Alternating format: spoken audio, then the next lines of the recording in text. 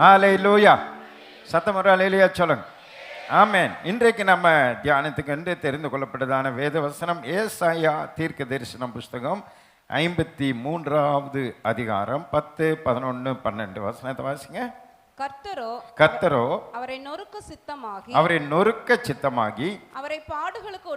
அவர்களை பாடுகளுக்கு உட்படுத்தினார். அவருடைய ஆத்துமா நம்மை குற்ற நிவாரண பலியாக ஒப்பு கொடுக்கும் போது அவருடைய ஆத்துமா தன்னை குற்ற நிவாரண பலியாக ஒப்பு கொடுக்கும் போது அவர் தமது சந்ததியை கண்டு நீடித்த நாளாயிருப்பார். கர்த்தருக்கு சித்தமானது அவர் கையினால் வாய்க்கும். அவர் தமது ஆத்தும வருத்தத்தின் பலனை கண்டு திருப்தியாவார். நல்லா கவனிங்க. அவர் தமது ஆத்தும வருத்தத்தின் பலனை கண்டு என்ன வாரா? திருப்தி ஆவார். அவருடைய ஆத்தும வருத்தத்தின் பலன் யாரு? அவர் ஒரு நாள் ஆத்துமா வருத்தப்பட்டது. சரி, நீங்க முடிங்க, நான் சொல்றேன். என் தாசனாகிய நீதிபரர் தம்மை பற்றும் அறிவினால் அநேகரை நீதிமான்கள் ஆக்குவார். அவர்களுடைய அக்கிரமங்களை தாமே சுமந்து கொள்வார். அவர் தம்முடைய ஆத்துமாவை மரணத்தில் ஊற்றி அக்கிரமக்காரரில் ஒருவராக எண்ணப்பட்டு அநேகருடைய பாவத்தை தாமே சுமந்து அக்கிரமக்காரருக்காக வேண்டிக் கொண்டது நிமித்தம் அநேகரை அவருக்கு பங்காக கொடுப்பேன். பலவான்களை அவர் தமக்கு கொள்ளையாக பங்கிட்டுக் கொள்வார். ஆமென். கண்களை மூடி நம்ம ஜெபம் பண்ணுவோம். நான் பயப்படும் நாட்களில் எல்லாம் உம் வசனம் என் பலனானதே. நான் சோர்ந்திடும் நேரங்கள் எல்லாம் உம் கிருபை என்னை தேற்றுதே. நான் பயப்படும் நாட்களிலெல்லாம் உம் வசனம் என் நான் சோர்ந்திடும் நேரங்களெல்லாம் உம் கிருபை என்னை தேற்றுதே. எங்கள் ஆதரவே, எங்கள் மாதயவே, எங்கள் திடனே, நான் நம்பும் மறைவிடமே. எங்கள் ஆதரவே, எங்கள் மாதயவே, எங்கள் திடனே, நான் நம்பும் மறைவிடமே. நான் பயப்படும் நாட்களில் எல்லாம் உம் வசனம் என்பலனானதே.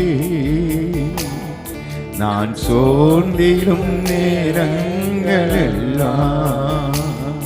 உம் கிருபை என்னை தேற்றுதே.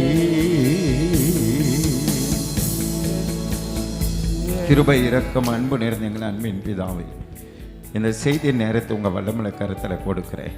என்னை மறைத்த பரிசுத்த ஆவியானவர் நீங்கள் பேசுங்க. சபையாரோடு கூட நீங்கள் என்ன பேச சித்தம் கொண்டீங்களோ அந்த வார்த்தைகளை நாவில வைத்து நீங்கள் பேசுங்க. என்னை மறைத்து கொள்ளுங்க, உம்மை வெளிப்படுத்துங்க. இயேசுவின் நாமத்தில் ஜெபிக்கிறோம் பிதாவே, ஆமென். ஹல்லேலூயா. பாருங்க, அந்த வசனத்தில் ஆண்டவர் சொல்றார் பாருங்க. அந்த 11வது வசனத்தில் அவர் தமது ஆத்துமா வருத்தத்தின் பலனை கண்டு திருப்தி ஆவார்.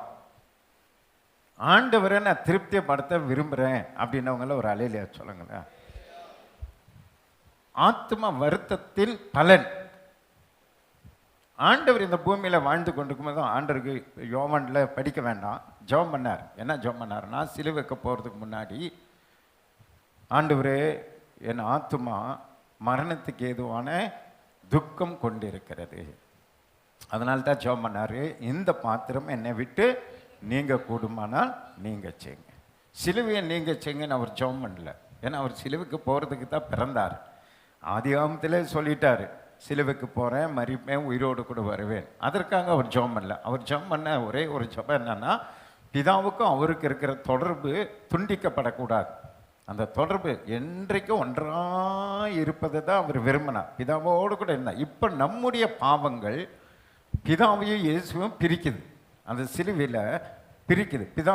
ஏன்னா பிதா பாவத்தை நோக்காத சுத்த கண்ணர். அதனால் இயேசுகித்தன் மேலே நம்முடைய பாவமெல்லாம் வந்து சுமத்தப்படும் பொழுது பிதா அவருடைய முகத்தை மறைப்பான்.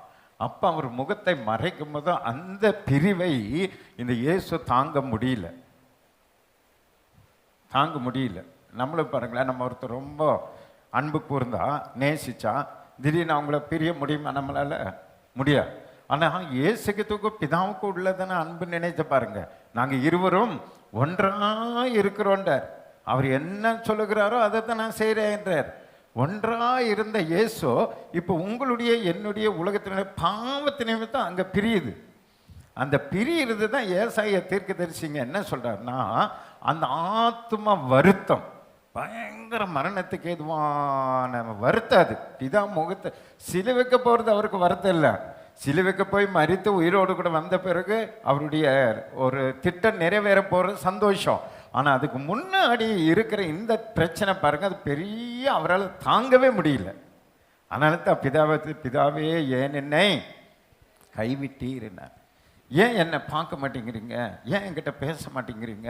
நான் பாடுபடும் போது நீங்கள் என்கிட்ட தொடர்பிலேயே இருக்கலாம் இல்லை அப்படின்றதுக்கு தான் சுருக்கமாக கேட்டார். ஏன் என்னை கைவிட்டீர்ன்றார். அப்போ பிதா ஒன்றும் பண்ண முடியல, அப்படியே கைவிட்டார். ஏன்னா உங்களுடைய என்னுடைய பாவத்தின் நிமித்தமாக. அப்போ இயேசு அந்த பிதாவை விட்டு பிரிவதற்கான காரணம் என்னது? நம்முடைய பாவம். சரி, இப்போ இயேசுகித்து உயிரோடு கூட எழுந்த பிறகு இப்போ அந்த வருத்தம் நீங்கிருச்சு அப்படின்னு நாம் நினைக்கக்கூடாது. இப்போ அந்த வருத்தத்தில் நீக்குவதற்கான பொறுப்பு, நீக்குவதற்கான பலன் என்ன என்பதை நாம் இன்னைக்கு புரிந்து கொள்ளணும். ஒரு அலையிலையா சொல்லுங்களேன். இப்போ நீங்கள் மாதம் பூரா வேலை செய்கிறீங்க. மாதத்தின் கடைசியில் என்ன எதிர்பார்க்குறீங்க? சம்பளம் எதிர்பார்க்கும். தொழில் பண்ணுறீங்க, வேலை செய்கிறீங்க. அப்போ நீங்கள் ஒரு வேலை இன்ட்ரெஸ்டாக நீங்கள் செய்கிறீங்கன்னா பாடுபட்டு செய்கிறீங்க. அதற்காக நேரத்தை ஒதுக்குறீங்க, உடல் உழைப்பை கொடுக்குறீங்க, வேர்வை சிந்தி சம்பாதிக்கிறீங்க. அது எல்லாம் இப்போ மைண்டில் என்ன இருக்குன்னா, இது நான் செய்து முடித்த பிறகு எனக்கு ஒரு லாபம் வருகிறது, எனக்கு ஒரு பணம் வருது, எனக்கு ஒரு ஆசீர்வாதம் வருது அப்படிங்கிறத நினச்சி தான் இந்த பாடுகளை நம்ம என்ன பண்ணுறோம்? ஏற்றுக்கொள்கிறோம். அதனால தான் சோம்பேறிங்க என்ன பண்ணுவாங்கன்னா, இந்த பாடுகளை ஒப்பு கொடுக்காதபடி வேலை செய்யாமலே பணம் வருதுன்னு அது வராது. அப்போ ஏதோ ஒரு பாடுகளை நம்ம அங்கே செலவழிக்கும் போது பலன் வருகிறது. இப்போ இயேசு என்ன பண்ணிட்டாருன்னா, அதே ஏசாயா 53 நீங்கள் 4வது வசனத்தை வாசிங்க. மெய்யாகவே அவர் நம்முடைய பாடுகளை ஏற்றுக்கொண்டு பாருங்க, இந்த சிலுவையில மெய்யாகவே நம்முடைய பாடுகளை ஏற்றுக்கொண்டு நம்முடைய துக்கங்களை சுமந்தார். நாமோ அவர் தேவனால் அடிபட்டு வாதிக்கப்பட்டு சிறுமைப்பட்டார் என்று எண்ணினோம். நம்முடைய மீறுதல் நிமித்தம் அவர் காயப்பட்டு நம்முடைய அக்கிரமங்களின் நிமித்தம் அவர் நொறுக்கப்பட்டார். நமக்கு சமாதானத்தை உண்டு பண்ணும் ஆக்கினை அவர் மேல் வந்தது. நமக்கு சமாதானத்தை உண்டு பண்ணுகிற தண்டனை அவர் மேல் வந்தது. அவருடைய தழும்புகளால் நம்மள குணமாகிட்டோம். சரி, என்ன ஒரு அலையிலையா சொல்லுங்களேன். இப்ப ஆண்டவர் இதை செய்து முடித்தார். இதை செய்து முடிக்கும் பொழுது பிதாவை விட்டு பிரிகிற ஒரு பெரிய ஆத்ம பாரம், ஆத்ம வேதனை அவர் அனுபவித்தார். ஆனால் இப்போ அவர் அதனுடைய பலனை இன்றைக்கு அந்த ஆத்ம பாரத்தினுடைய காயங்களை ஆறணும், அந்த காயங்களை ஆட்சி அவரை சந்தோஷப்படுத்தணும், அவரை நீங்கள் திருப்திப்படுத்தணும்னா தான் அவர் சொல்கிறாரு, இன்றைக்கு புதிய ஏற்பாடில் பிதாவாகிய தேவனுடைய சமூகத்தில் வலது பாரிசத்தில் வீட்டிருக்கிற இயேசு கிறிஸ்துவை நீங்கள் திருப்திப்படுத்தணும்னா அவருடைய ஆத்தும பாரத்தின் பலனை கண்டு அவர் என்ன ஆகிறார்? திருப்தி ஆகிறார். அப்போ அந்த ஆத்தும வேதனையினுடைய அந்த வசனத்தை வாசிங்க. ஏசாயா 53:11. அவர் தமது ஆத்தும வருத்தத்தின் பலனை கண்டு திருப்தி ஆவார். நல்ல கவனிங்க. இன்றைக்கு சேவூரில் இப்போ அவர் பரலோகத்திலிருந்து சேவூரை பார்க்குறாருன்னா, இப்போ அந்த ஆத்ம வருத்தத்தின் பலன் அது என்னன்னு சொன்னால் நீங்கள் தான். நல்லதே சொல்லுங்களேன். சேவூர் மக்களுக்காக அவர் சிலுவை சுமந்தார், மரித்தார். உயிரோடு வந்தா, பிதாவை விட்டு பிரிந்தா, அந்த வேதனை அனுபவித்தா, அந்த ஆத்ம மரணத்தை அனுபவித்தா. ஒரு ஆத்ம மரணம் என்பது எவ்வளோ வேதனை அனுபவித்தா. ஆனால் இன்றைக்கு உயிரோடு கூட வந்து பரலோகத்தில் இருந்தாலும் அதனுடைய சம்பளம் என்ன தெரியுமா? இயேசு அவ்வளோ பெரிய பாடு மரணங்களுக்கு உட்படுத்தி உயிரோடு எழுந்து பிதா கிட்ட போனோன்னே எல்லாம் முடிஞ்சிடல. இப்போ அதனுடைய பலன் என்ன தெரியுமா? அந்த உயிர்த்தெழுதலின் அந்த சுவிசேஷத்தை கொண்டு நீங்களும் நானும் செய்கிற இந்த ஊழியத்தினால ஒவ்வொரு ஆத்மாவும் ரட்சிக்கப்பட்டு சபைக்கு வர்றாங்க பாருங்க. இந்த சபைக்கு வந்து அமருகிற ஒவ்வொரு ஆத்மாவினுடைய பலன் தான். அதை பார்த்து அவர் இன்றைய பரலோகத்தில் அப்படியே திருப்தி ஆகிக்கொண்டே சந்தோஷப்பட்டு கொண்டே இருக்கிறார். கரங்களை தட்டி ஆண்டவர் சந்தோஷப்படுத்த பார்க்கலாம். அதனால வேதம் சொல்கிறது, ஒரே ஒரு மனுஷனுடைய மனம் திரும்புதல் நிமித்தம் பரலோக ராஜ்யத்திலே தேவ தூதர் மத்தியிலே மிகுந்த சந்தோஷம் உண்டாயிருக்கிறது. அப்ப இன்னைக்கு பரலோகத்தையும் தேவனையும் சந்தோஷப்படுத்தணும்னா அதனுடைய சம்பளம், இயேசு பாடு மரணங்கள் உயிர் தெழுதலுக்கு நீங்க கொடுக்கிற சம்பளம் என்னன்னு சொன்னா ஆத்துமா. புரிந்துணர்வு அலையிலே சொல்லுங்க. அதனால தான் ஆத்மா ஆதாயம் பண்ணுங்க, ஆத்மாவை ரட்சிப்பில் நடத்துங்க. ஏன் சொல்கிறேன்னா, கர்த்தருக்கு நம்ம கொடுக்கிற அவரை சந்தோஷப்படுத்தணும், அவரை திருப்திப்படுத்தணும், அவரை மகிழ்விக்கணும்னா நீங்கள் கட்டாயம் ஆத்துமாக்களை ரட்சிப்பில் நடத்தணும். அது உங்கள் வீட்டில் இருக்கலாம், உங்கள் ஃப்ரெண்டாக இருக்கலாம், யாராக இருக்கலாம். அதை நீங்கள் செய்தாதான் ஆண்டவர் திருப்தி ஆவா. அதை பார்க்கும்போது திருப்தி ஆவா. சர்ச்சில் புதுசாக வந்திருக்கிறவங்கள பார்க்கும்போது அவருக்கு திருப்தி ஆவார். அதை யார் செய்யணும்? இயேசுவை நம்ம பரலோகத்துக்கு அனுப்பிட்டோம். இப்போ அவர் வந்து செய்ய முடியாது, தேவ தூதர்கள் செய்ய முடியாது. இன்றைக்கு அந்த முழு பொறுப்பையும் கர்த்தர் சபையாராகிய உங்கள் கையிலையும் என் கையிலும் கர்த்தர் கொடுத்திருக்கிறார். புரியுதனுக்கு ஒரு அலையிலேயே சொல்லுங்க. அப்போ நமக்கும் நிறைய பாடுகள் உண்டு, பிரச்சனைகள் உண்டு, குறைவுகள் உண்டு, எல்லா வியாதிகள் உண்டு, எல்லாம் இருக்கு நமக்கு. ஆனாலும் அதன் மத்தியில் அந்த நரகத்துக்கு நேராக பாதாளத்துக்கு நேராக போய் கொண்டு இருக்கிற ஒரு ஆத்மாவாகிலும் எங்கே கொண்டு வர நம்ம முயற்சி பண்ணணும்? பரலோகத்துக்கு கொண்டு வரணும், சபைக்கு கொண்டு வரணும், சபைக்கு தேவ சமூகத்தில் கொண்டு வரணும். அன்னைக்கு அந்த 4 பேர் சேர்ந்து ஒரு மனுஷனை தூக்கிட்டு வந்தாங்க பாருங்க. எப்படியாக ஆண்டவருக்கு முன்னாடி கொண்டு வரணும்னு. அப்படிப்பட்ட ஒரு ஊழியத்தை செய்கிறவங்களா என்றைக்கு நம்ம மாறுகிறோமோ அன்றைக்கு தான் பாடு மரணத்தில் உட்படுத்தி உயிரோடு கூட எழுந்து பரலோகத்தில் அமர்ந்திருக்கிற இயேசுவை நம்ம திருப்திப்படுத்துகிறவர்களாய் சந்தோஷப்படுத்துகிற சபையாய் அந்த சபை மாறும். புரியுதுன்னு கரங்களை தட்டி ஆண்டவர் சந்தோஷப்படுத்துங்க. ஏன் இந்த ஜனங்களை நம்ம ரட்சிப்பில் நடத்தணும்? வாசிங்கள 2 கொரிந்தியர் 4ஆம் அதிகாரம் 4வது வசனத்தை வாசிங்க. தேவனுடைய சாயலாய் இருக்கிற கிறிஸ்துவின் மகிமையான பாருங்க, இந்த சுவிசேஷம் வந்து உங்க கையில கொடுக்கப்பட்டிருக்கு பாருங்க, நம்ம கையில. அது யாருடைய சாயலாய் இருக்குதா? தேவனுடைய. அந்த சுவிசேஷமே தேவனுடைய சாயல் அப்படின்னா அது வெளிச்சம். சுவிசேஷம் என்பது ஒரு பெரிய வெளிச்சம். பிதா எப்படிப்பட்டவர்? மகா வெளிச்சம். அந்த வெளிச்சமே நம்ம கையில் கொடுக்கப்பட்டிருக்கு. அந்த வெளிச்சம்ன்ற சுவிசேஷத்தை கர்த்தர் ஒவ்வொரு விசுவாசி கையிலையும் கொடுத்திருக்கிறார், நம்ம கையில் கொடுத்திருக்கிறார். இப்படிப்பட்ட மகிமையின் அந்த பிரகாசமாகிய அந்த சுவிசேஷத்தின் ஒளியாகப்பட்டது.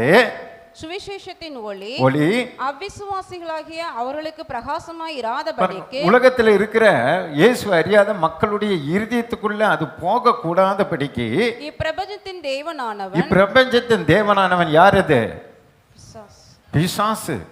இப்பிரபஞ்சத்துக்கு அவன் தேவனா, இந்த உலகத்துக்கு அவன் தான் கடவுள்னு ஆண்டவரே சொல்றார். ஏன்னா எல்லாம் அவன் கண்ட்ரோல்ல இருக்கு. அந்த பிசாசானவன் அவர்களுடைய மனதை குருடாக்கினான். அந்த மக்களுடைய மனசெல்லாம் குருடாக்கிட்டான், எல்லாம் குருடாக்கிட்டான். இப்போ அவங்களுடைய மனக்கண்களை திறந்து அவர்களுக்குள்ள இயேசுவின் வெளிச்சத்தை அனுப்பி அவர்களை சபைக்குள்ள கொண்டு வருகிறது தான் நம்முடைய வேலை. புரியுதுன்ற ஒரு அல்லையிலே சொல்லுங்களேன். அப்படிப்பட்ட மனிதர்களுடைய கண்களை திறக்கிற அந்த சுவிசேஷத்தின் ஒளி, தேவனுக்கு பிதாவுக்கு ஒப்பா இருக்கிற அந்த சுவிசேஷத்தின் ஒளியை கர்த்தர் நம்ம கையில் கொடுத்துருக்கிறார். நமக்கு அதை பற்றி அந்த அறிவே நமக்கு இன்னும் வரல. எதுக்கு நம்மளை அழைத்தா, நம்ம சபைக்குள்ளே எதுக்கு வைத்திருக்கிறா, நம்ம பொறுப்பு என்ன, அது இன்னும் நம்ம புரியல. நாமே இன்னும் அந்த ஒளியினுடைய மகத்துவத்தை அறியாமல் நம்ம வாழ்ந்து கொண்டிருக்கிறோம். அந்த மகத்துவத்தை அறியாமல் அது என்றைக்கு நீங்கள் புரிந்து கொள்கிறீங்களோ அன்றைக்கு பாருங்க ஆண்டவர் உங்களையும் உலகம் எங்கு கொண்டு போய் பயன்படுத்துவான். ஹல்லேலூயா. அதனுடைய மகத்துவத்தை பயங்கர பிதாவுக்கு ஒப்பா இருக்கிற மகிமை தான் சுவிசேஷம். அது நம்ம கையில் ஆண்டவர் கொடுத்திருக்கிறார். அதை பயன்படுத்தி இப்போ குருட்டாண்டமாக இருக்காங்க பாருங்க, மனக்கண் குருடா இருக்கு பாருங்க, அவங்க கண்ணெல்லாம் நம்ம திறக்கணும். அந்த திறக்கிற பவரை நம்ம கையில் ஆண்டவர் கொடுத்துருக்கிறார். இயேசு பிறக்கும்போது பைபிள் ஏசாயா என்ன சொல்லாரு? இருளில் வாழ்ந்த ஜனங்க பெரிய வெளிச்சத்தை கண்டார்கள். நம்மளை பற்றி என்ன சொல்றாரு ஏசாயா? எழுந்து பிரகாசி உன் ஒளி வந்தது, காரிருள் ஜனங்களை மூடும், உன்மேல் கர்த்தர் உதிப்பான். பாருங்க, நமக்கு வெளிச்சம், அவங்களுக்கு இருட்டு. உலகத்துக்கு இருட்டு, இயேசு வெளிச்சம், ஒளி. அப்ப வெளிச்சத்தின் பிள்ளைகளாய் நம்ம இருக்கிறோம். இருளில் இருக்கிற ஜனங்களுக்கு இயேசுங்கிற இந்த வெளிச்சத்தை காண்பித்து, ரட்சிப்பை காண்பித்து, ஒவ்வொரு வாரமும் யாராவது ஒருவரை ரட்சிப்பில் நடத்தி சபைக்கு கொண்டு வருகிற ஊழியத்தை நீங்கள் செய்து பாருங்க. உங்களை கர்த்தர் வாளாக்காமல் தலையாக்குவா, கீழாக்காமல் மேலாக்குவா. புரிதல் அலையிலேயே சொல்லுங்க. இதை நீங்கள் செய்தாதான் ஆண்டவரை திருப்திப்படுத்த முடியும். அதான் ஆண்டவர் சொல்ல, எனக்கு ஒரு ஊழிய செய்தான் பிதாவாகிய தேவன் அவனை என்ன பண்ணுவார்? கனம் பண்ணுவான். நீங்கள் ஊழியன்னொன்னே எங்களை போல முழு நேர ஊழியத்தை கனப்படுத்துவான்னு நீங்கள் நினைக்கக்கூடாது. ஒரே ஒரு ஆத்துமாவை ரட்சிப்பில் நடத்தினாலோ நீ ஒரு ஊழியக்காரன் தான், நீ ஒரு ஊழியக்காரி தான். ஆண்டவருக்கு இதெல்லாம் முக்கியம் இல்லை. இவ்வளோ அழகான ஆலயா, இதெல்லாம் முக்கியம் இல்லை. ஒரே ஒரு ஆத்மாவை நீ ரட்சிப்பில் நடத்தினியா, நரகத்திலிருந்து ஒருத்தனை நீ தப்பு வித்தையா, பாதாளத்துக்கு போகிற ஒருத்தனை நீ சர்ச்சை கூட்டு வந்து ஆண்டவர் கையில் ஒப்படைச்சியா, அதுதான் இருக்கிற ஊழியத்திலேயே பெரிய ஊழியம். புரியுதுன்னு ஒரு அலையிலையா சொல்லுங்க.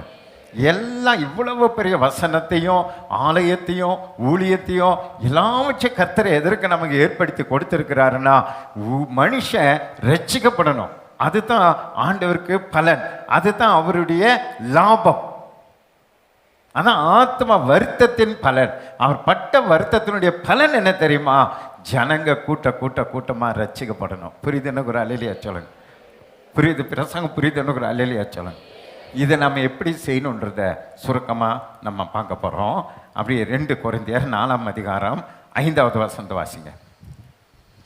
2 கொரிந்தியர் 4:5. நாங்கள் எங்களையே பிரசங்கியாமல் கிறிஸ்து இயேசுவை கர்த்தர் என்றும் எங்களையோ இயேசுவின் நிமித்தம் உங்கள் ஊழியக்காரர் என்றும் பிரசங்கிக்கிறோம். ஆமென். நம்மள யாரு? ஆண்டவருடைய சீஷருங்கன்னு ஒரு அலையிலையா சொல்லுங்க. உங்களுக்கு பாஸ்டங்களுக்கு பிரசங்கம் பண்ணுறது போல நான் பண்ணுறேன். ஏன்னா நான் இப்போ உங்களை விசுவாசிகளாக நான் பார்க்கல, உங்களை சீஷர்களாய் பார்க்குறேன். புரியுதாண்டு ஒரு அலையிலையா சொல்லுங்க. நீங்கள் பிரசங்கிக்கிற சீஷர்கள், இப்போ நீங்களாம் ஊழியக்காரர்கள் ஊழியக்காரிகள் அப்படி நினைத்து கொள்ளுங்க. அதுதான் உண்மை. சீஷர்களாக இருக்கிறீர்கள். அப்போ இப்போ நீங்கள் யாருக்கிட்ட பேசினாலும் உங்களை பற்றி பேசக்கூடாது. புரியுதுன்னு ஒரு அலையிலையா சொல்லுங்க. யாருக்கிட்ட போனாலும் உங்களுடைய பெருமை, உங்களுடைய காரியம், உங்களுடைய கஷ்டம் அல்லது உங்களுடைய பிரச்சனை, உங்களுடைய குறைகள், இதை புறஜாதிக்கு கிட்ட பேசக்கூடாது. ரட்சிக்கப்படாதவங்ககிட்ட நீங்கள் பேசக்கூடாது. அதை முதல்ல இன்றைக்கி முடிவு பண்ணுங்க. நீங்கள் போய் உங்கள் கஷ்டத்தை அவங்க கிட்ட சொல்ல அவங்க என்ன நினைப்பாங்கன்னா, நம்மளே பரவாயில்ல, இவங்க அங்கே போய் நம்மளை விட பெரிய கஷ்டப்படுறாங்க, என்னத்தான் இயேசு அப்படின்னு சொல்லி இயேசு ஏற்றுக்கொள்ள மாட்டாங்க. அதனால தான் அவர் சொல்றாரு, நாங்கள் எங்களை குறித்து என்ன பண்ணல? பிரசங்கம் பண்ணல. இப்போ எனக்கே பல கஷ்டங்கள், குறைவுகள், கவலைகள் இருக்கும் என் மனசுல. அதையே நான் உங்ககிட்ட பிரசங்கம் பண்ணிட்டு இருந்தா நீங்க சர்ச்சுக்கு வருவீங்களா? வரமாட்டீங்க. புரியுது உங்களுக்கு? பாஸ்ட்டுக்கே தொல்லை ஜாஸ்தியாக இருக்குன்னு சோர்ந்து போயிடுவீங்க. அதை நாங்கள் பேசக்கூடாது. அது நமக்கும் தேவனுக்குரியது. அது ஆண்டவரோடு கூட பேசி நாம் சரி பண்ணிக்கணும்.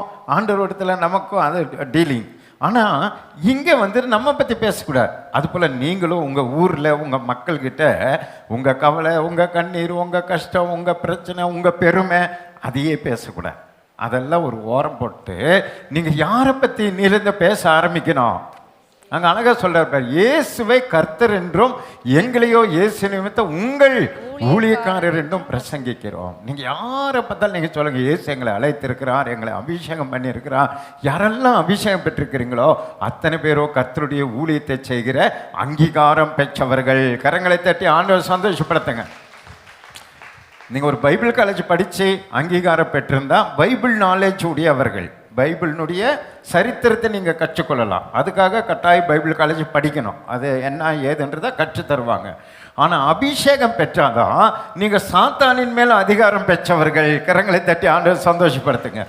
எல்லா வல்லமையும் அதிகாரம் பெற்றவர்கள் அபிஷேகம் பெற்றவங்க. அதனால தான் அபிஷேகம் முக்கியம். வேதமும் முக்கியம், அபிஷேகமும் முக்கியம். வேதத்தை கற்றுக்கொண்டு அபிஷேகம் பெற்று நீங்கள் அந்த சாத்தானை பண்ணணும்னா உங்கள் பற்றி பேசுகிறத முதல்ல நிறுத்திடுங்க. மற்றவங்க பற்றி, மனுஷனை பற்றி பேசுகிறதையோ ஓரங்கட்டிடுங்க. ஆனால் நீங்கள் வாயை திறந்து பேசினால யாரை பற்றி பேசுங்க?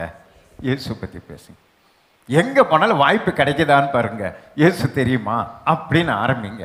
அவ்வளோதான் சொல்லிடுங்க. சமயம் வாய்த்தாலும் வாய்க்காவிட்டாலோ திருவசனத்தை ஜாக்கிரதையா சொல்லிருங்க. ஏன்னா ஆத்துமா அவ்வளோ முக்கியம். அனுமையான தேவனுடைய பிள்ளைகளே, இன்றிலிருந்து ஒரு தீர்மானம் எடுங்க. யாருக்கிட்டையும் நான் என் பற்றி பேசுறதை நிறுத்திட்டு இனிமேல் மற்றவங்க பற்றி பேசுறது நிறுத்திட்டு யார் பற்றி பேசலாம்? ஏன் தெரியுமா? அது பிதாவாகிய தேவனுடைய மகிமைக்கு ஒப்பாக இருக்கிறது அந்த சுவிசேஷம். அவ்வளோ பெரிய சுவிசேஷத்தின் ஒளி பாருங்க, மனுஷனுடைய இருதயத்துக்குள்ளே போகாதபடி அவங்க கண்ணை குருடாக்கி வைத்திருக்கிறான்னா அவன் எவ்வளோ பாரு, எப்படிப்பட்ட மனுஷன் பாருங்க, இந்த சாத்தான் எப்படிப்பட்ட ஆள் பாருங்க. அந்த ஒளி உள்ளே போக விட மாட்டேங்கிறான். எவ்வளோ நீங்களும் ட்ரை பண்ணுறீங்களா குடும்பத்திலலாம், என்ன பண்ணாலும் விட மாட்டேங்கிறான் பாருங்க. அப்படி மூடி கட்டி சிமெண்ட் போட்டு அப்படியே அடைச்சி வச்சிருக்கிறான். அதை உடைக்கணும்னா யாரால் மட்டும் முடியும்? இயேசுங்கிற நாமத்தினால் மாத்திரம்தான் முடியும். புரிதன ஒரு அலையிலே சொல்லுங்க. ஏன்னா வானத்துக்கு கீழே பூமிக்கு மேலே இயேசுங்கிற நாமம் அல்லாமல் வேறொரு நாமம் நமக்கு கொடுக்கப்படவே இல்லை. நம்முடைய பெருமையோ நம்ம குறித்தோ எதை வச்சு நீங்கள் ஒருத்தனை ரட்சிப்பை நடத்த முடியாது. நான் நல்லா பாடுறேன், நான் நல்லா பிரசங்கம் பண்ணுறேன், நான் நல்லா என்ன முடியாது. எதுவும் ஒரு மனுஷனை ரட்சிப்பில் நடத்தா அது நம்ம பெருமைப்படுத்தும், நம்மை குறித்து பெருமை உண்டாக்கும். ஆனால் ஒரு மனுஷனுடைய மனக்கண்ணை திறப்பதற்கு நீங்கள் யாரை பற்றி தான் பேசி ஆகணும்? இயேசுவை பற்றி தான் பேசி ஆகணும். சரின்னவங்க கரங்களை தட்டி ஆண்டவர் சந்தோஷப்படுத்த பார்க்கலாம். அந்த இயேசு பற்றி நீங்கள் பேசணும்னா வேதம் சொல்லுது பார்த்தீங்கன்னா, உலகம் என்ன சொல்லுது? இருதயத்தை நினைவு வாய் பேசும். அவங்க இருதயத்துக்குள்ளே என்ன இருக்குதோ அதை தான் அவங்க என்ன பண்ணுவாங்க? பேசுவாங்க. நீங்கள் ஏதாவது பேசிட்டீங்கன்னா சொல்லுவாங்கல்ல, நீ சும்மா பேசுவியா, நீ இருதயத்தில் அப்படி நினைக்கிறதுனால தான் நீ பேசுகிற அப்படின்னு சொல்கிறாங்கல்ல. நீ இருதயத்துக்குள்ளே இருக்குது அதனால தான் நீ பேசுகிறேன்னு சொல்கிறாங்கல்ல. அதே போல தான் இந்த இயேசுவை நீங்கள் பேசணும்னா அந்த இயேசு எங்கே இருக்கணும் தெரியுமா? பாருங்க, 2 கொரிந்தியர் 4ஆம் அதிகாரம் 6வது வசனம் வாசிங்க.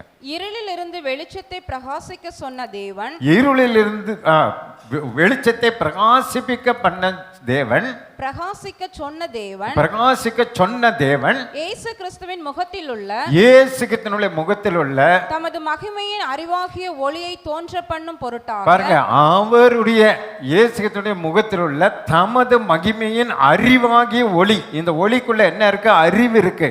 சுவிசேஷத்தை அறிவிக்கிற எல்லா அறிவும் அந்த இயேசுனுடைய முகத்தின் ஒளியில் இருக்கு. அந்த ஒளியை தோன்ற பண்ணும் பொருட்டாக, நம்மிலிருந்து தோன்ற பண்ணும் பொருட்டாக எங்கள் இருதயங்களிலே பிரகாசித்தார். கரங்களை தட்டி ஆண்டவர் சந்தோஷப்படுத்துங்க. நீங்க ஒரு மனுஷனை வெளிச்சமாக்கணும்னா முதல்ல அந்த வெளிச்சம் எங்க இருக்கணும்? நமக்குள்ள இருக்கணும். நம்மகிட்ட தீப்பெட்டி இருந்தாதான் ஒரு விளக்க கொளுத்த முடியும். நம்மகிட்டே தீப்பெட்டி இல்லை, நம்மகிட்டே வெளிச்சம் இல்லை. அதான் ஆண்டவர் இயேசு சொன்னார், குருடனுக்கு வழி காட்ட முடியாது, இருட்டுக்கு வழி காட்ட முடியாது. அப்போ நம்ம இடத்துல இந்த முதல்ல நாம் என்ன பண்ணணும்? ஆண்டர்கிட்ட இப்போ நம்ம அதுதானே பாட்டு பாடினோம். இந்த பிரசங்கத்தை தியானிக்கும் போது அந்த பாட்டு வந்துச்சு. இந்த காலையில் நம்ம பாடின பாட்டு, ஆண்டவரே நான் என்ன பண்ண வெளிச்சம் கொடுக்க விரும்புகிறேன் அப்படின்னு அந்த புது பாட்டு நம்ம பாடின பாருங்க. இதுலேருந்து வந்த பாட்டு தான் அது. ஊழியச்சையை விரும்புகிறேன், ஆத்மாதாயப்படுத்த விரும்புகிறேன், இந்த மண்பாண்டமாக எனக்குள்ள பொக்கிஷங்களை தாங்கன்னு பாடின இல்லை புது பாட்டு. அதுதான் இங்கிருந்து வந்த பாட்டு தான். அப்போ நாம் முதல்ல பெற்று கொண்டாதான் நீங்கள் கொடுக்க முடியும். அப்போ இன்றைக்கு அருமையான தேவ சபையே, நீங்கள் முதல்ல ஆண்டர்கிட்ட கேளுங்க, வல்லமையை கேளுங்க, வரங்களை கேளுங்க, கிருபைகளை கேளுங்க. முதல்ல வெளிச்சத்தை கேளுங்க. என்னத்தை கேட்கணும்?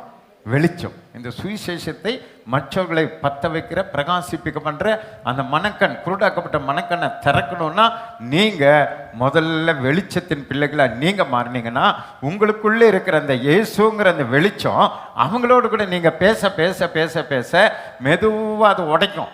அவங்க இருதயத்தை உடைச்சி உடைச்சி உடைச்சி உடைச்சி உடைச்சி அவங்களுடைய கேள்விகளுக்கு அது பதிலை உண்டு பண்ணி அது அப்படியே அந்த திரை ரெண்டாக கிழியிறது போல அவங்க மனக்கண் கிழியும். அப்படியே திரை விலகும் போது பாருங்க, இயேசுனுடைய வெளிச்சம் அவங்களுக்குள்ள பிரகாசிக்கும் பொழுது இயேசுவை ஏற்றுக்கொள்வார்கள். கரங்களை தட்டி ஆண்டவர் சந்தோஷப்படுத்துங்க. அப்போ அவர் அதான் சொல்லார், அந்த ஒளியை தோன்றும் பொருட்டாக எங்கள் இருதயங்களில் இயேசு என்ன பண்ணாரு? பிரகாசிக்கிறார். அதனால்தான் அவர்கள் அவரை பார்த்து பிரகாசம் அடைந்தார்கள், அவர்கள் முகங்கள் வெட்கப்பட்டு போவதில்லை. அப்ப நீங்க காலையில எழுந்த உடனே யாரை பார்க்கணும்? இயேசுனுடைய பிரகாசத்தை உங்களை அப்படியே சார்ஜ் பண்ணணும். காலையில் எழுந்திரிச்சு பாருங்க, செல்ஃபோனை கரெக்டாக சார்ஜ் பண்ணுறோம், கரண்ட் போயிடக்கூடாது, அது போயிடும், அதெல்லாம் கரெக்டாக சார்ஜ் பண்ணிடுறோம். ஆனால் நம்ம சார்ஜ் பண்ணுறத மறந்துடுறோம். இப்போ அவரை விசுவாசத்தின் கண்களினாலே காலையில் எழுந்து நீங்கள் பாருங்களேன், அந்த முகம் உங்களை பிரகாசிக்க பிரகாசிக்க பிரகாசிக்க பிரகாசிக்க யாரெல்லாம் உங்கள் முன்னாடி மனக்கண் குருடாய் வந்திருக்காங்களோ அவங்க மனக்கண்ணெல்லாம் உங்களால் திறப்பதற்கான வல்லமையை கர்த்தர் உங்களுக்கு தருவார். புரியுதுன்னு ஒரு அல்லேலூயா சொல்லுங்க. இது இல்லாமல் நீங்கள் என்ன டேலண்ட் வச்சோ அந்த மனக்கண்ணை திறக்க முடியாது. கேட்பாங்க, அற்புதத்தை பெற்றுக்கொள்வாங்க, ஆசீர்வாதத்தை பெற்றுக்கொள்வாங்க, டாட்டா காட்டிட்டு போயிட்டே இருப்பாங்க. ஏன்னா ஆசீர்வாதம் அவங்களுக்கு வந்துருச்சு. ஆனால் எது திறக்கலை? மனக்கண் திறக்கலை. மனக்கண் திறக்கலை. நீங்கள் ஜெபிக்கிறதுனால உங்களுக்கு அற்புதம் நடந்துருச்சு, அதிசயம் நடந்துருச்சு. ஆனால் இந்த ஒளி அவங்களுக்குள்ள பிரகாசிக்காதனால, கண்ணு திறக்காதனால அவங்க எல்லாமே ஒரு கடவுள், எங்கள் மாமா ஜெபம் பண்ணாரு, எங்கள் ஆண்டி ஜெபம் பண்ணாங்க, சரியாச்சுன்னு போயிடுவாங்க. இது ஒரு கடவுள், அது ஒரு கடவுள் அப்படின்னு போயிடுவாங்க. ஆனால் இங்கே அப்படி அல்ல. தேவனுடைய அந்த ஒளியை நம்முடைய இருதயத்தில் சுமந்து செல்கிறவங்களா, பெற்றுக்கொண்டவர்களா ஒவ்வொரு விசுவாசியும் நீங்கள் மாறினீங்கன்னா, நீங்கள் கால் வைக்கிற இடத்துல, நீங்கள் சந்திக்கிற இடத்துல, நீங்கள் ஊழியர் செய்கிற இடத்துல, வேலை செய்கிற இடத்துல அங்கே அந்த வெளிச்சம் பிரகாசிக்க பிரகாசிக்க பிரகாசிக்க அங்கே இருக்கிற மனக்கண்களெல்லாம் திறக்கப்பட்டு அந்த விக்கிரகத்துக்கு அடிமையாக இருக்கிற ஜனங்கள்லாம் ரட்சிக்கப்பட்டு நமக்கோட சர்ச்சுக்கு வந்துடுவாங்க. புரியுது? நமக்கு மட்டும் ஒரு அல்லேலூயா சொல்லுங்க. அடுத்தது பாருங்க. அப்போ என்ன அடுத்தது? நம்ம இருதயத்துக்குள்ளே யார் வந்துடணும்? வெளிச்சம் வந்துடும். இயேசுங்கிற அந்த வெளிச்சம், சுவிசேஷன் ஒளி நம்ம இருதயத்துக்குள்ளே வந்துடணும். அப்போ நீங்கள் பேச பேச பேச அவங்களுடைய மனக்கண்களை, குருடாக்கப்பட்டிருக்கிற மனக்கண்கள் அப்படி தான் நாமெல்லாம் வந்தோம். நாமும் அப்படி தானே குருடலாக இருந்தோம். நம்ம எப்படி உடைச்சாங்க? யாரோ நம்ம கூட பேசி தான் நம்ம மனக்கண்ணை திறந்தாங்க. அதுபோலத்தான் நாமும் பேச பேச பேச அந்த ஒளியாகப்படுது நமக்குள்ளே இருக்கிற இயேசு மற்றவர்களை ரட்சித்து கொண்டு வருவார். அடுத்தது, இந்த மகத்துவமுள்ள வல்லமை, இந்த மகத்துவமுள்ள வல்லமை எங்களால் உண்டாயிராமல், இது யாரால உண்டாங்கல? அதை நான் சொன்ன பாருங்க, நம்ம பிரசங்கமோ நம்முடைய பாட்டோ நம்முடைய அந்த அழகான பாட்டு எதுவும் அது நம்முடைய திறமைகள், டேலண்ட், தாளந்துகள், இதனால ஒரு மனுஷனை ரட்சிப்புல நடத்திவிட முடியாது. இது நம்மளால் உண்டானதல்ல, தேவனால் உண்டாயிருக்கிறது என்று விளங்கும்படி, இதெல்லாம் தேவனால் உண்டாயிருக்கிறது என்று விளங்கும்படி இந்த பொக்கிஷத்தை மண்பாண்டங்களில் பெற்றிருக்கிறோம். இந்த பொக்கிஷங்களை எங்க பெறணும்? மண்பாண்டங்களை பெற்று. நம்முடைய சரீரம் என்ன பாண்டம்? மண்பாண்டம். இது கீழே விழுந்தா உடஞ்சி போயிடும், கொஞ்சம் அடிப்பட்டா காணாமல் போயிடும், செத்து போயிடும். ஆனால் இந்த மண்பாண்டத்தில் அந்த வல்லமையை நீங்கள் பெறணும். ஆண்டவரே எனக்கு வல்லமையை கொடுங்க, வரங்களை கொடுங்க, கிருபைகளை கொடுங்க. பவுல் சொல்லும் பொழுது இதில் 1 தெசலோனிக்கர் 15 அதை சொல்கிறார் பாருங்க, வரங்களை நீங்கள் பெற்றுக்கொள்ளுங்க. அதை விசேஷமாக தீர்க்க தரிசன வரத்தை நீங்கள் என்ன பண்ணுங்க? பெற்றுக்கொள்ளுங்கன்றாரு. நீங்கள் எல்லா வரங்களை கேட்கணும். நீங்கள் என்ன நினைக்கிறீங்க? பாஸ்டர்கிட்ட மட்டும் வெள்ளமே இருந்தால் போதும், நமக்கெல்லாம் அது தேவையில்லை, நமக்கு பிரச்சனைனா எங்கே போய் ஜெபம் பண்ணிக்கலாம், பாஸ்டர்கிட்ட ஜெபம் பண்ணிக்கலாம் அப்படின்னா, ஒருத்தர்கிட்ட வல்லமை இருக்கிறதுக்கோ 1000 பேர்கிட்ட வல்லமை இருக்கிறதுக்கோ எவ்வளோ பெரிய பலன் நினச்சி பாருங்க. ஒரு குச்சி எரிஞ்சா பெரிய நெருப்புன்னு எல்லாம் பார்ப்பாங்களா? நீங்கள் வர்றீங்க, அந்த ஓரத்தில் ஒரு குச்சி அப்படியே எரிஞ்சிட்டு இருக்கு, யாராவது அங்கே நின்று வேடிக்கை பார்ப்பாங்களா? குச்சி எரியுதுரா வாங்க, வேடிக்கை பார்க்க மாட்டான். ஆனால் அப்படியே ஒரு பெரிய ஊரே எரியுதுன்னு வைங்க, அல்லது ஒரு பெரிய வீடு எரியுதுன்னு வைங்க, எத்தனை பேர் அங்கே ஓடி வந்து வேடிக்கை பார்ப்பான். என்னமா ஆச்சு, வாங்கடா வாங்கடான்னு பார்ப்பாங்கல்ல. அது போல தான் பாஸ்டரோ பாஸ்டம்மாவோ அல்லது இங்கே இருக்கிற விசுவாசிகளோ கொஞ்சம் பேர் எரிந்துட்டு இருந்தா யாரும் இங்கே ஓடி வரமாட்டாங்க இந்த சர்ச்சுக்கு. ஆனால் சர்ச்சில் இருக்கிற எல்லாருமே நீங்கள் பற்றி எரிந்து கொண்டு இருந்தீங்கன்னு சொன்னால் ஊரே இங்கே வரும். அந்த சர்ச்சுக்கு போனால் பெரிய வல்லமை வரங்கள் கிருபைகள் வெளிப்படுது. சர்ச்சுக்குள்ளே போனாலே பேயெல்லாம் ஓடுது, பிசாசெல்லாம் ஓடுது, வியாதியெல்லாம் குணமாகுது, ஒரு சமாதானம் வருது, சந்தோஷம் வருது, மகிழ்ச்சி வருதுன்னு சொல்லி எல்லாம் நம்ம சபைக்குள்ளே கடந்து வரணும்னா ஒவ்வொருவரும் மண்பாண்டங்களாக இருக்கிற உங்களுக்குள்ள வல்லமை வரங்கள் கிருபைகளை பெற்று கொண்டவர்களாக இருக்க வேண்டும். புரியுதுன்னா ஒரு அலையிலேயே சொல்லுங்க பார்க்கலாம். ஆனால் நம்ம விசுவாசிகள் பாருங்க, இன்னும் 10 வருஷம் 15 வருஷம் 20 வருஷமாக இருக்கிறாங்க. ஆனால் இன்னும் தங்களுக்குள்ள அந்த அபிஷேகத்தை பெறாமல் இருக்கிறாங்க, வல்லமை வரங்கள் கிருபைகளை பெறாமல் இருக்கிறாங்க. அதை பற்றி கவலை அற்றவர்களாக இருக்கிறத நம்ம பார்க்குறோம். நானும் ஒரு தீர்க்கதரிசியாக இருக்கணும், நானும் ஒரு வல்லமை உள்ளவனாக இருக்கணும், நானும் அதிகாரம் படைத்தவனாக இருக்கணும், நான் ஜெபம் பண்ணாலும் அற்புதம் நடக்கணும் அப்படிங்கிற தாங்க நமக்குள்ளே வருவதில்லை. ஏன் தெரியுமா? எதற்காக நம்ம அழைக்கப்பட்டிருக்கிறோம் என்பதை நமக்கு இன்னும் தெரியல. புரியுதுன்னு ஒரு அல்லையா சொல்லுங்க. இன்னும் எதுக்கு சபைக்குள்ளே நம்ம இருக்கிறோன்றது நமக்கு தெரியாததுனால தான் இன்னும் நம் காலங்களையும் நேரங்களையும் அப்படியே நம்ம வீணடித்து கொண்டு இருக்கிறோம். வீணடித்து கொண்டே இருக்கணும். நம்முடைய வேலையை செய்யலை, நம்முடைய பொறுப்பை இன்னும் கையில் நம்ம எடுக்கலை. எதுக்காக இந்த சர்ச்சுக்குள்ளே என்ன வைத்திருக்கிறாருன்னு அறியவில்லை. நம்ம மற்றவங்க மேலேயே பழியை போட்டுட்டு, மற்றவங்க மேலேயே சாக்க சொல்லிட்டு, மற்றவங்களையே குறை சொல்லி கொண்டு காலத்தையும் நேரத்தையும் வீணடித்து கொண்டே இருக்கிறோமே தவிர இந்த சத்தியத்தை அறிந்து உணர்ந்து வெளியில் ஜனங்க மறித்து கொண்டிருக்கிறான். எத்தனையோ பேர் நரகத்துக்கு போய் கொண்டிருக்கிறான். போன வாரம் நடந்த சம்பவம் உங்களுக்கு தெரியும். 2 கோடி செலவு பண்ணி கல்யாணம் பண்ணி 200 பவுன் நகையை போட்டு 70 லட்சத்துக்கு காரை வாங்கி கொடுத்து கூட அந்த திருப்தி இல்லாத உலகத்தில் பணம் பொருள் ஆஸ்தி அந்தஸ்து எதுவுமே அவங்களுக்கு என்னத்தை கொடுக்கல, திருப்தியை கொடுக்கவே இல்லை பாருங்க. ஆனால் ஒன்றுமே இல்லாமல் இருந்தாலும் ஆண்டவர் தம்முடைய ஆவியினால அபிஷேகத்தினால நமக்கு ஒரு திருப்தியை கொடுத்துருக்கிறார். அல்லேலூயா. அப்போ ஒரு ஆத்துமா நரகத்துக்கு போயிடுச்சு, அவ்வளோதான் பாருங்க. எது இருந்தாலும் ஒரு ஆத்துமா மீட்பு இல்லை. ஆனால் ஆண்டவர் அதுதான் சொல்கிறாரு, அவங்க மனக்கண்ணெல்லாம் என்ன இருக்கு? குருடாக இருக்கு. அவங்க மனக்கண்ணை திறக்கிற பொறுப்பு யாருக்கிட்ட இருக்கு? உங்ககிட்ட தான் இருக்கு, உங்ககிட்ட தான் இருக்குன்றார். புரியுதான ஒரு அல்லையா சொல்லுங்க. இப்போ அந்த வல்லமை வரங்கள் கிருபைகளை நீங்கள் எங்கே பெற்றுக்கொள்ளணும்? உங்கள் சரீரத்தில் பெற்றுக்கொள்ளணும். உங்களுக்குள்ளே இருக்கணும், உங்களுக்குள்ள அந்த பவர் இருக்கணும். நீங்கள் ஆண்டவர் சொல்றார், கேளுங்கள் உங்களுக்கு கொடுக்கப்படும், கேட்கிற எவனும் பெற்றுக்கொள்கிறான், கேட்கிற எவனும் பெற்றுக்கொள்கிறான். ஆனால் இன்னிலிருந்து நீங்கள் ஆண்டவர்கிட்ட ஜெபம், வாலிப பிள்ளைங்களை கேளுங்க, வாலிப தம்பிங்களை கேளுங்க, ஆண்டவரே எனக்கு அந்த வல்லமை கொடுங்க, வரங்களை கொடுங்க, கிருபைகளை கொடுங்கன்னு கேளுங்க. ஆண்டவர் கொடுப்பார். அதை நீங்கள் விசுவாசிக்கணும், அதை நீங்கள் நம்பணும். நம்பி நீங்கள் ஆண்டவர்கிட்ட கேட்கும்போது பாருங்க, அதை உங்கள் இருதயத்தில் ஆண்டவர் கொடுத்துருவார். ஃபுல்லாக உங்கள் ஆண்டவர் அதற்காக தான் அவர் இந்த சிலுவையில் அதை சம்பாதித்தார். இன்றைக்கு நீங்கள் ஆத்மா ஆதாயப்படுத்தும்படி எனக்கு அந்த வல்லமை வரும் வழங்க வேணும் கேட்டால் போது கொடுத்துருவார். யாரா கேட்பாங்கன்னு இயேசு காத்து கொண்டு இருக்கிறார். கரங்களை தட்டி ஆண்டவர் சந்தோஷப்படுத்த பார்க்கலாம். அதை பெறும்போது தான் நீங்கள் மேலே மேலே மேலே போவீங்க. புரியுதுன்ற ஒரு அலையிலேயே சொல்லுங்க. சரி, வேகமாக போ. புரியுதுன்றவங்க மட்டும் இப்போ வரைக்கும் நீங்கள் வெளிச்சத்தை பெற்றுக்கொள்ளணும், வல்லமை வரங்கள் கிருபைகளை உங்கள் சரீரத்தில் பெற்றுக்கொள்ளணும். அடுத்தது, நாங்கள் எப்பக்கத்திலும் நெருக்கப்பட்டோம். அப்படி இருந்தா தான் பாருங்க, நீங்க எப்பக்கத்துல நெருக்கப்பட்டாலும் ஒடுங்கி போகிறதில்லை. உங்களை ஒடுங்கியே போகதே தெரியுமா?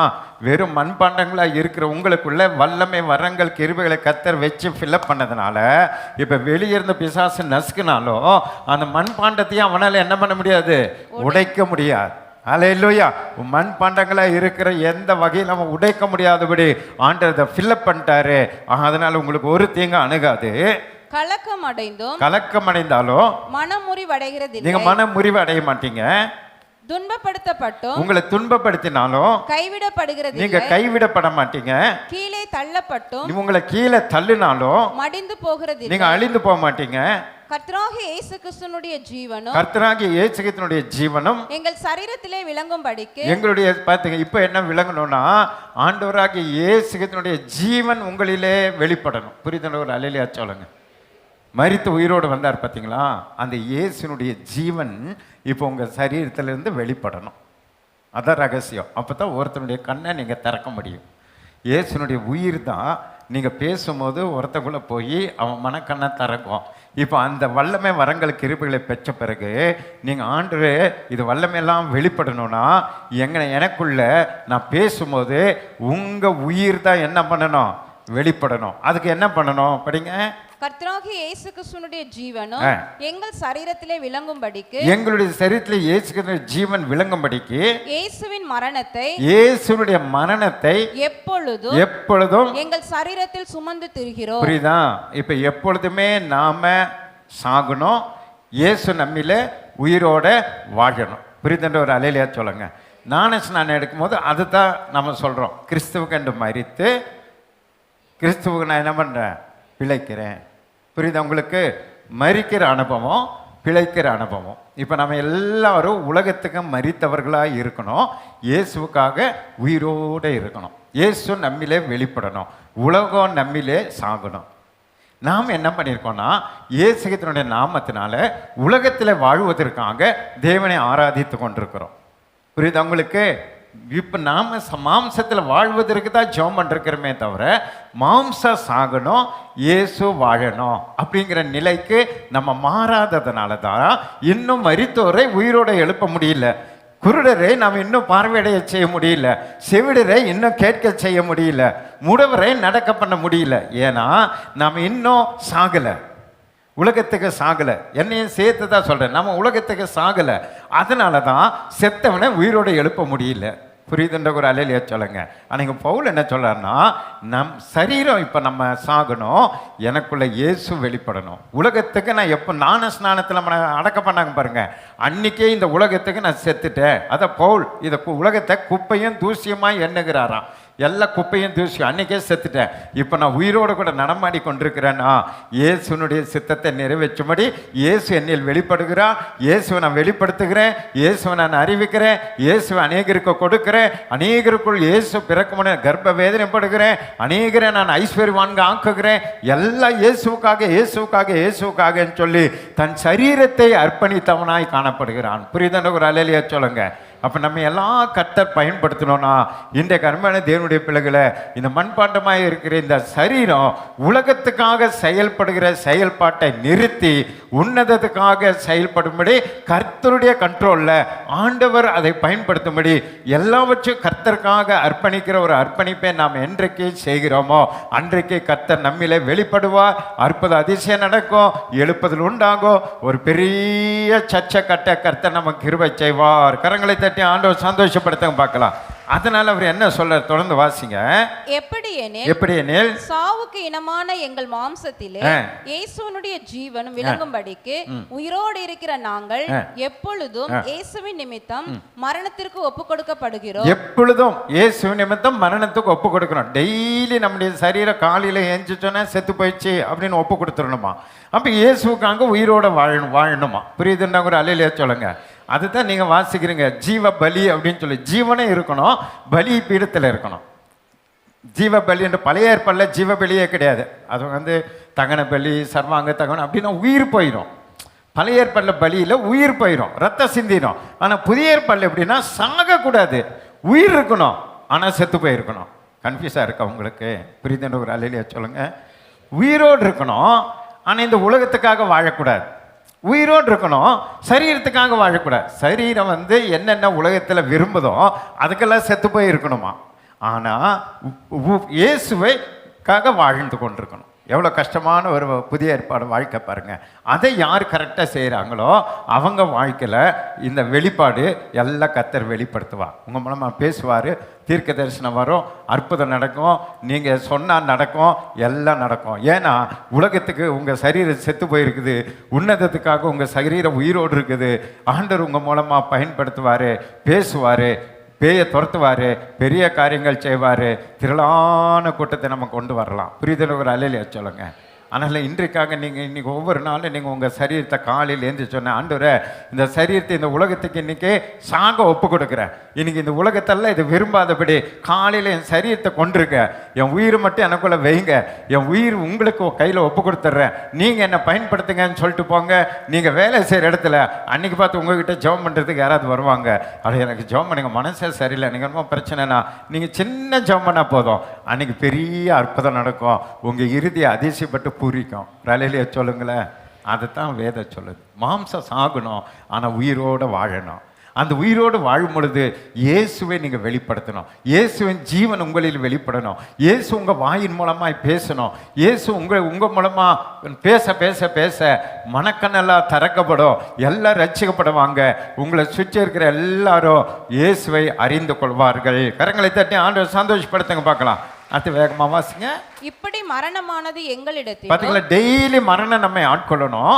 ஜீவனானது உங்களிடத்திலும் பலன் செய்யும். இயேசுனுடைய ஜீவன் அவங்களுக்கு போயிடணும். புரியுதுன்னு ஒரு அல்லேலூயா சொல்லுங்க. நம்மளை டெய்லி மரணம் ஆட்கொள்ளணும். நம்முடைய ஆவிய ஆத்மா, நம்முடைய சரீரத்தை, கண்களை, சிந்தைகளை, எண்ணங்களை எல்லாத்தையும் செத்து போன மாதிரி நம்ம இருக்கணும். ஆனா நமக்குள்ள இருந்த ஜீவன் ஒன்று புறப்படும். அது இயேசுகினுடைய ஜீவன். அது செத்து போன குருடா இருக்கிற அநேகரை அதை உயிர்ப்பிக்கும். கரங்களை தட்டி ஆண்டவர் சந்தோஷப்படுத்துங்க பார்க்கலாம். அதான் பவுல் சொல்லும் பொழுது, நாளுக்கு நாள் புறம்பான மனுஷன் அழியவும், நாளுக்கு நாள் உள்ளான மனுஷன் புதுப்பிக்கப்படணும்ன்றார். உள்ளே இருக்கிற மனுஷன் உயிரோடு இருக்கணும், வெளியே இருக்கிற மனுஷன் நாளுக்கு நாள் சாகணும் அப்படிங்கிற.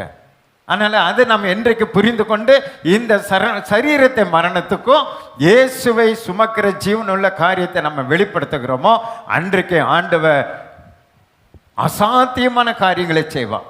பெரிய அற்புதங்கள் உங்கள் வாழ்க்கையில் நடக்கும், பெரிய காரியங்களை நடக்கும். அப்படிப்பட்ட காரியங்களை நீங்கள் நடப்பிக்கும் பொழுது கர்த்தர் உங்களை பெரிய இடத்துக்கு உயர்த்தி கர்த்தர் வைத்துக் கொள்வார்.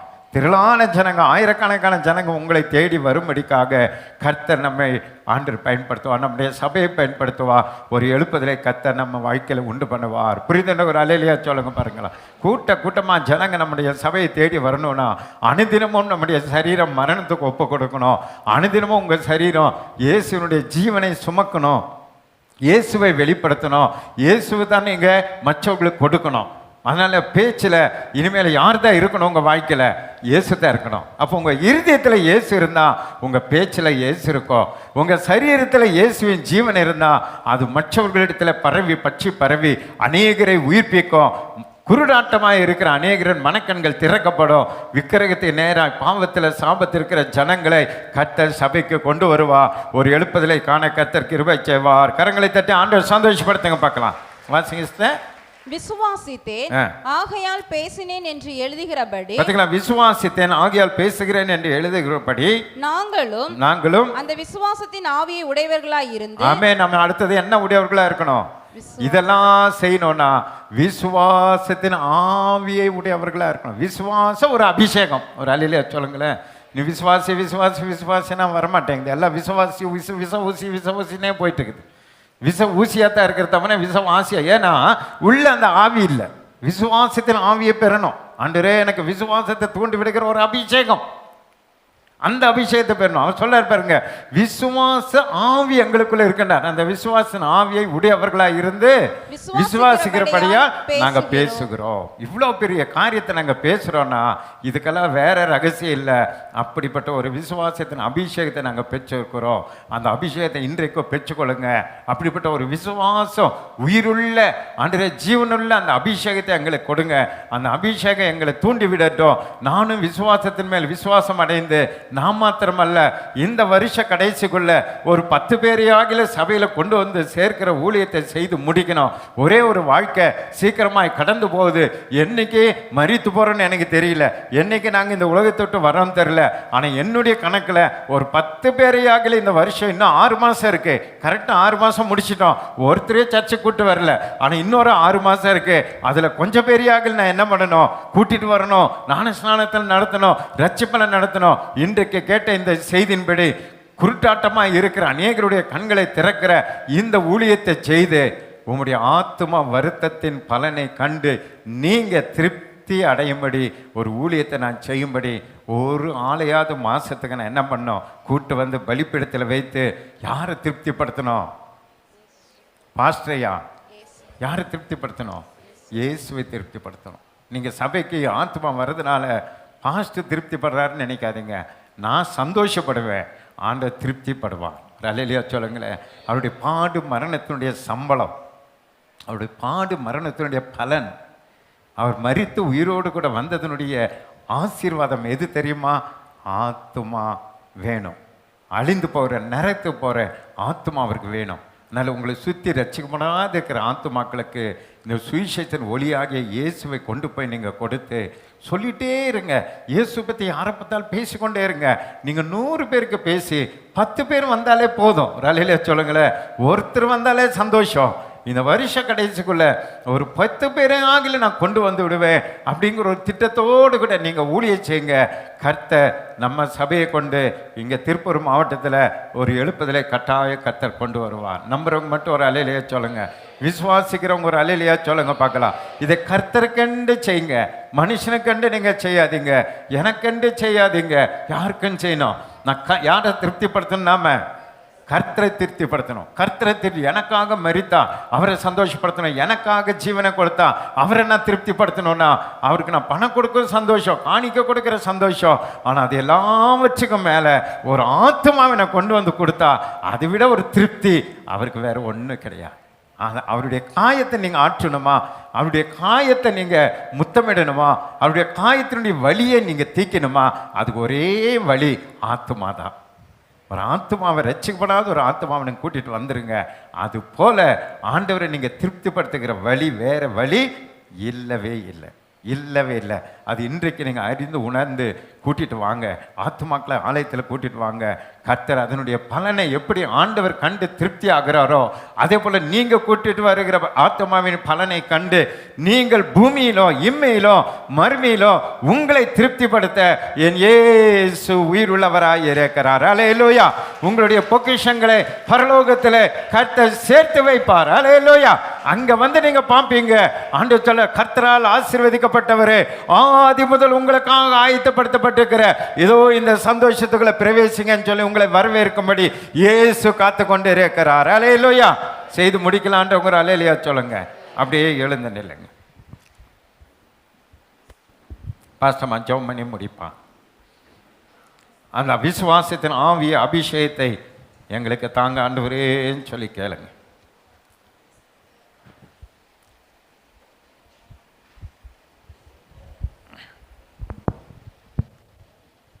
Thank you, Jesus. நன்றி செலுத்துகிறோம் அப்பா. வெளியே இருக்கவங்க எல்லாம் உள்ளே வந்துடுங்க. ஒரு மனதாய் நாம் ஜெபிக்கலாம். வெளியே இவ்வளோ நேரம் செய்தி கேட்டிருக்கீங்க, உள்ளே வந்துடுங்க. ஒரு மனதாய் நம்மை அர்ப்பணித்து ஜெபிக்கலாம். Thank you Jesus. நன்றி செலுத்துகிறோம் அப்பா. ஓ ஜீசஸ், இதுவரை நாம் செய்யாத காரியங்களை இந்த காலை வேளையில் கர்த்தர் நமக்கு வெளிப்படுத்தி இருக்கிறார், உணர்த்தி இருக்கிறார். செய்திருக்கலாம், அநேகர் செய்யாமல் இருக்கலாம்.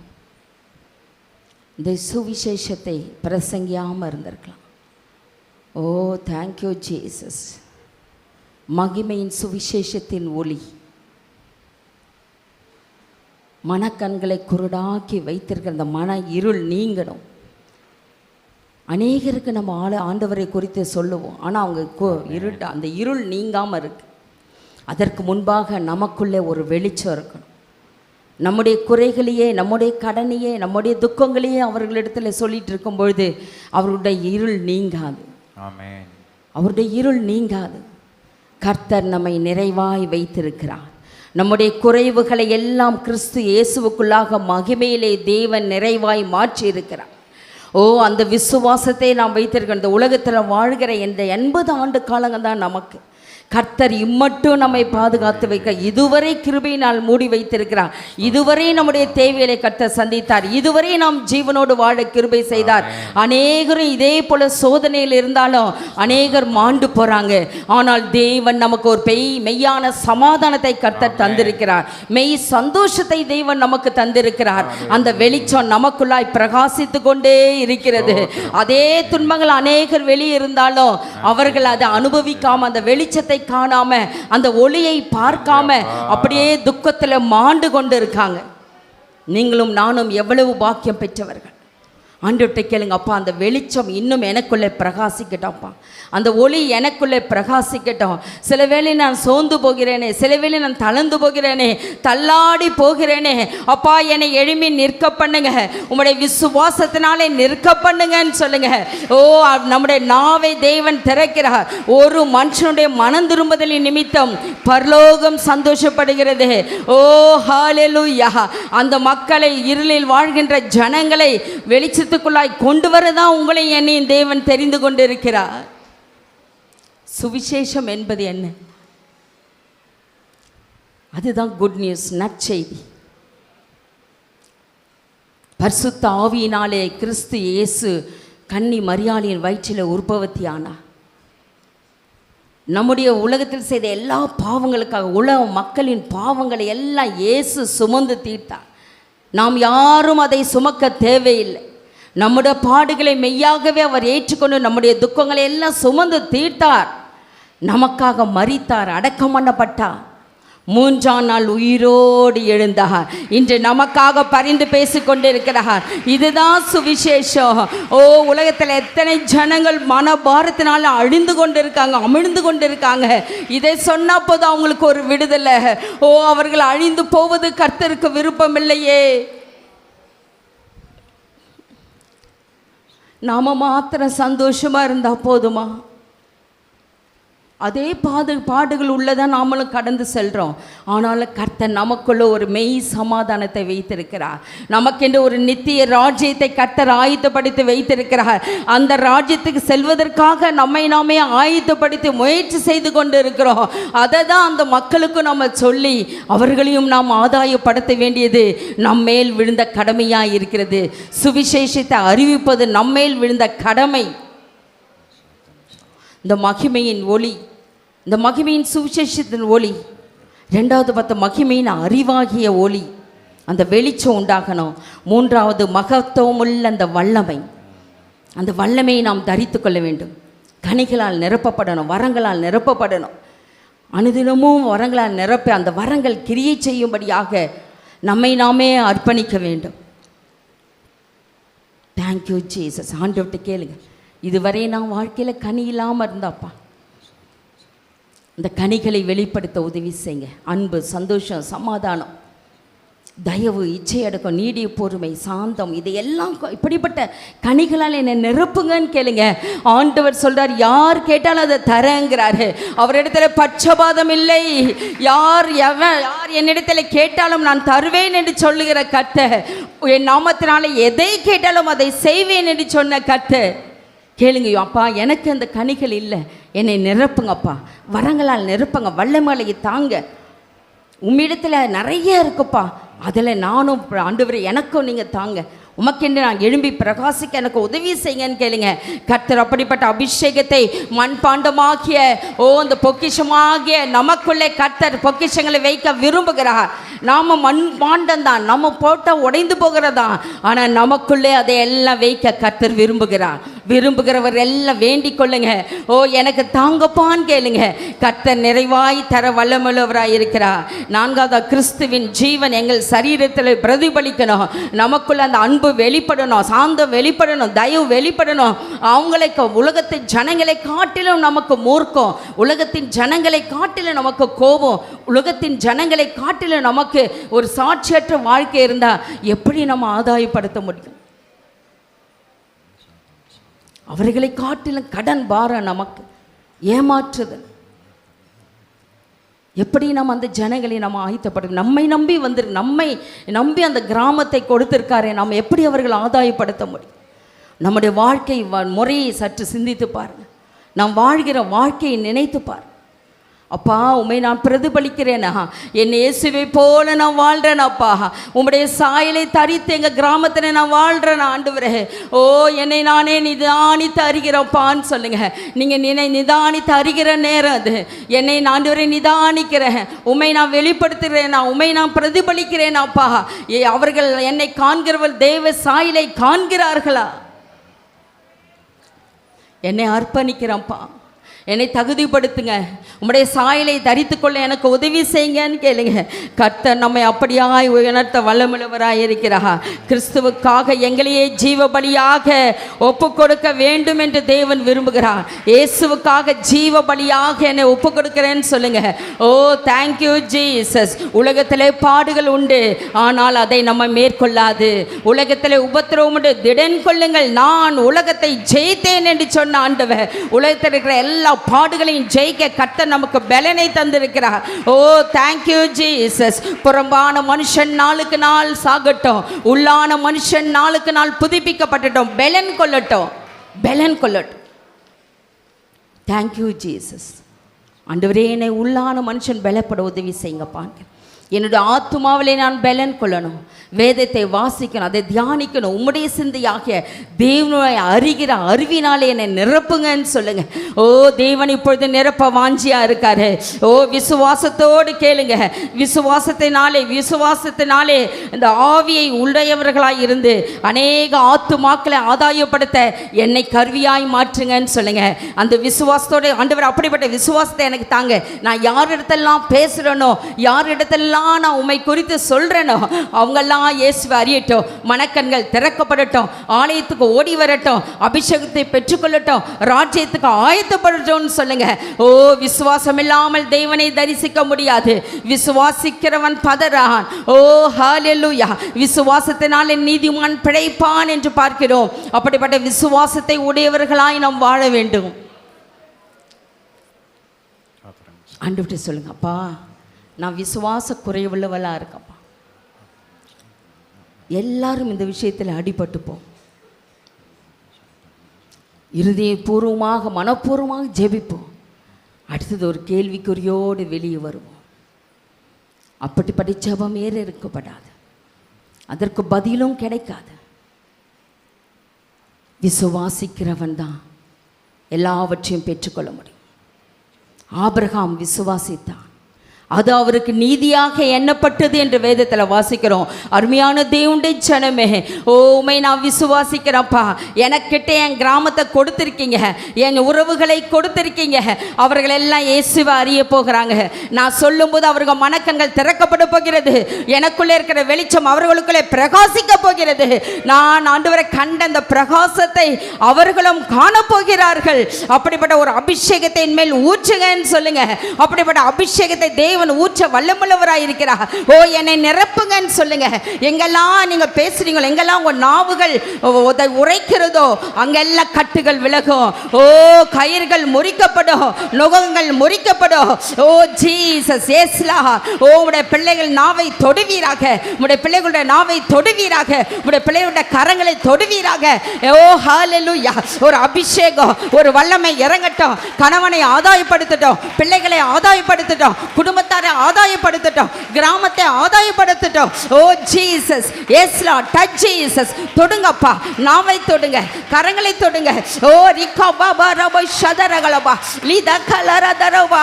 ஹல்லேலூயா, ஹல்லேலூயா, ஹல்லேலூயா. ஒரு கெட்டு போவது உமக்கு சித்தம் இல்லையே. உலகத்தின் பாடுகளை எல்லாம் ஏற்றுக்கொண்டீரே. உலக மக்களுக்காக தானப்பா நீங்க பிறந்தீங்க, வளர்ந்தீங்க, மரித்தீங்க, உயிர்த்தெழுந்தீங்க. உலகம் அழிவுக்கு நேராய் கடந்து சென்று கொண்டிருக்கிறது. எங்கள் ஜனங்கள் மீது கண்ணோக்கி பாருங்கப்பா. ஒரு விசை மனம் இறங்குங்க. தங்களுடைய அறியாமையினாலே அவர்கள் அழிந்து போய் கொண்டிருக்கிறார்களே. கல்லையும் மனையும் வணங்கி கொண்டிருக்கிற எங்கள் ஜனங்களை நினைத்து பாருங்க ஆண்டவரே. எங்கள் இந்திய தேசம் இயேசுவை அறியட்டும். ஓ எங்கள் இந்திய தேசம் இயேசுவை காணட்டும். இயேசுவின் ஒளி அவர்கள் உள்ளத்திலே பிரகாசிக்கட்டும். அந்தகார இருள் இயேசுவின் நாமத்தினாலே நீங்குவதாக. பொல்லாங்கன் இயேசுவின் நாமத்தினாலே விட்டு விலகுவதாக. நீர் எங்களுக்கென்று உண்டு பண்ணி வைத்த அந்த ராஜ்யத்திலே உலகத்தில் இருக்கிற அனைத்து ஜனங்களும் பங்கு பெற உதவி செய்யுங்க. எல்லாரையும் பங்காளர்களாய் கர்த்தர் நீர் மாற்றுங்க. எல்லாரையும் பங்காளர்களாய் கர்த்தர் நீர் மாற்றுங்க. ஒருவரும் கெட்டுப்போகக்கூடாதப்பா, ஒருவரும் கெட்டுப்போக விட்டுறாதீங்கப்பா. ஓ நாங்கள் திறப்பிலே நின்று ஜெபிக்க எங்களுக்கு அனுக்கிரகம் செய்யுங்கப்பா. அனுக்கிரகம் செய்யுங்க. எங்களை தாழ்த்துகிறோம், எங்களை வெறுமையாக்குகிறோம். அப்படிப்பட்டதான விசுவாசத்தை நாங்கள் தேறி வர கர்த்தர் உதவி செய்யுங்க. விசுவாசத்தை உடையவர்களாய் நாங்கள் ஜெபிக்க, அவர்களை பிடித்து கொள்ள ஆண்டவரே எங்களுக்கு அனுக்கிரகம் செய்யுங்க. தொடர்ந்து ஆண்டவரே ஒரு செய்திக்காய் நன்றி செலுத்துகிறோம். அப்பா, இன்னும் அநேக லட்சங்களுக்கு உங்களுடைய தாசனை பயன்படுத்துவீராக. எங்களை தாழ்த்துகிறோம், வெறுமையாக்குகிறோம், உங்களுடைய நாமத்தை உயர்த்துகிறோம். எல்லா துதிக்கான மகிமை உமக்கே செலுத்துகிறோம். இயேசுவின் மூலம் ஜெபிக்கிறோம் நல்ல பிதாவே, ஆமென். என் ஆத்துமாவே கர்த்தரை ஸ்தோத்திரி, என் முழு உள்ளமே பரிசுத்த நாமத்தை ஸ்தோத்திரி. என் ஆத்துமாவே கர்த்தரை ஸ்தோத்திரி, கர்த்தர் செய்த சகல உபகாரங்கள் மறவாதே. ஆமென். நம்முடைய கர்த்தராகிய இயேசு கிறிஸ்துவின் கிருபையும் பிதாவாகிய தேவனுடைய அன்பும் பரிசுத்தாவியருடைய அந்யோன்ய ஐக்கியமும் சமாதானமும் சந்தோஷமும் இன்றைக்கும் என்றைக்கும் சதா கலங்க நம் அனைவரோடு கூட இருப்பதாங்க. ஆமென். அல்லேலூயா, அல்லேலூயா, அல்லேலூயா. God bless you. கர்த்தர் நம்மை ஆசீர்வதிப்பாராக.